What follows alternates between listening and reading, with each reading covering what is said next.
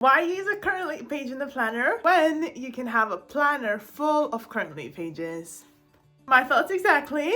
That's why I decided to have a notebook full of currently pages, and we shall flip through this in 3, 2, 1. So the idea of this book really came from me wanting to have my currently's documented, and Happy Planner wasn't doing currently pages anymore, and I wasn't doing planning that much as well, so documenting kind of took the main turn. And I also want to try a blackout notebook. It didn't work out too well though, because I kind of struggled with the blackout layout for most of the time, but I got these cool markers from my friend for my birthday, and yeah, I wanted to use them in these spreads, and then whatever happened. So I started in May 2022, and I just documented what I would normally document on my currently pages. So the podcasts and TV shows and YouTubers and that. I mainly use Live Love Posh stickers for these ones. I think this was Lux Living, and then this was the Crafter ones. And I lettered my titles, which have progressively gone worse and worse. I'm not the massive fan of this. It's all the YouTube videos I've watched, kind of like main YouTubers, and I selected one of their videos and printed it out. And this is the songs I listened to and the podcast and my top 3 moments and the TV shows. A serious TV series rewatcher. So for the TV shows, it was really useful for me to have the ones that I watched so I can select the one that I've not watched in a while. This is all the books I read and listened to, which is great because I was on holiday, so I read a little bit more. This was the Happy Tile sticker book from the Happy Planner, and this is Live Love Posh again. I really like printing out the tiny little icons for the podcast. They're really cute, and obviously all the TV shows again and the books. This is the random page I made for the what's happening in the world, which Queen Elizabeth died and that, and then just decided to print out some headlines, and this is another one of those, and I included some of the Facebook little creators, well, not Facebook, but the ones that I randomly watched on Facebook, but the same principle, TV shows and books and where else. In November, I printed the little icons again, and I think these are really cute. I really like the icons. I don't know why I kind of switched back to the full podcast later on, spoiler alert. December, of course, with all the Christmassy stuff and all the Christmas movies. I love that every one of them has the same kind of poster. It's so funny. And Housemaid, the best book I've ever read. Well, not really, but it was a really, really good book. Then this is the page that I printed all my Spotify Wrapped in, which I love. I love Spotify Wrapped. It's the best time of year.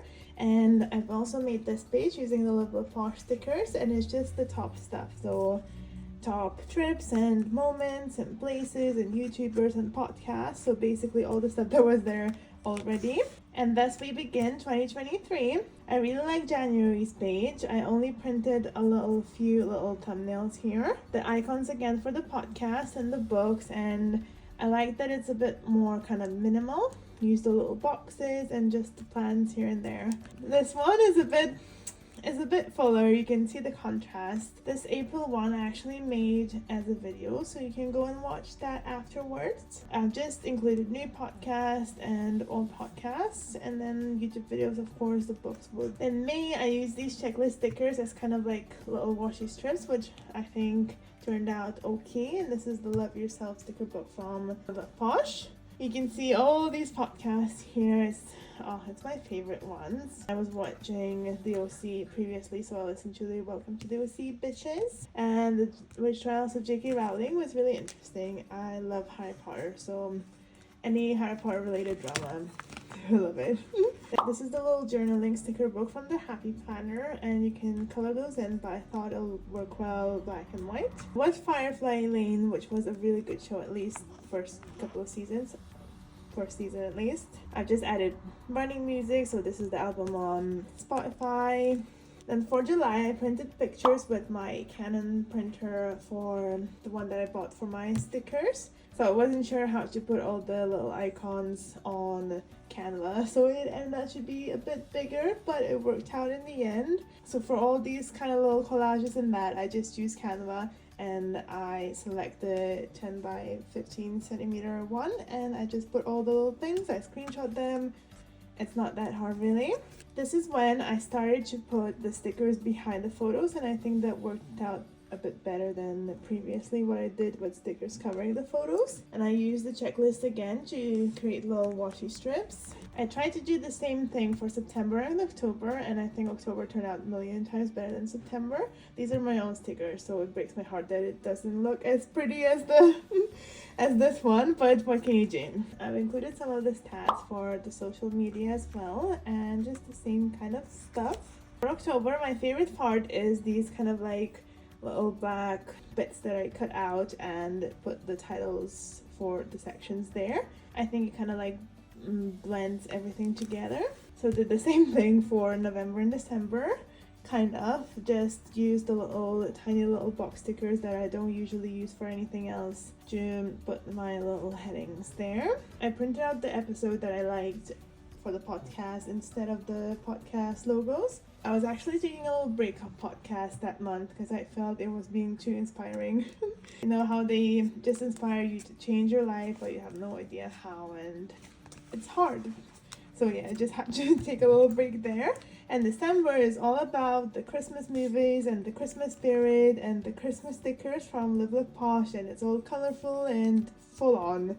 And I read a lot of books because I was on holiday again. And these are the pages I've recently made for my favorites video as well, and you can get these as free templates when you sign up for my newsletter. So definitely won't be sticking around too much on these because they're all documented already.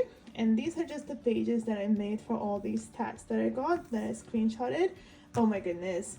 I love that every app now is doing these kind of like yearly roundups. There's the Goodreads, there's my train journeys and runs and even shopping. And there's my Etsy shop, and I use my little stickers here as well.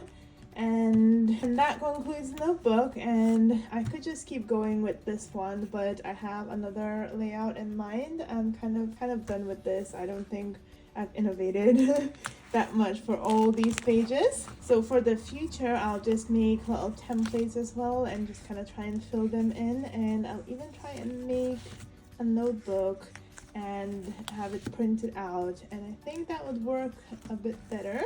I really like that I had gave myself a challenge to use these black pages, but obviously it's not been ideal, and it's been really fun, but there's definitely some areas for improvement, like these YouTube thumbnails. And I think if I went even a bit deeper and maybe screenshotted the exact top video or top episode of the podcast or top something, you know, just the obsession getting a bit bigger and bigger, I think that would work out quite well. But this is the book that I kept for 1.5 years, which is plenty of time, and I love it dearly, and I'll be looking back on it forever. The end. Are you documenting your favorites? Please let me know in the comment section down below. If you enjoyed this video, you might also want to check this one out that's all about documenting my favorites again. Thank you so much for watching, and I shall see you in my next craft session.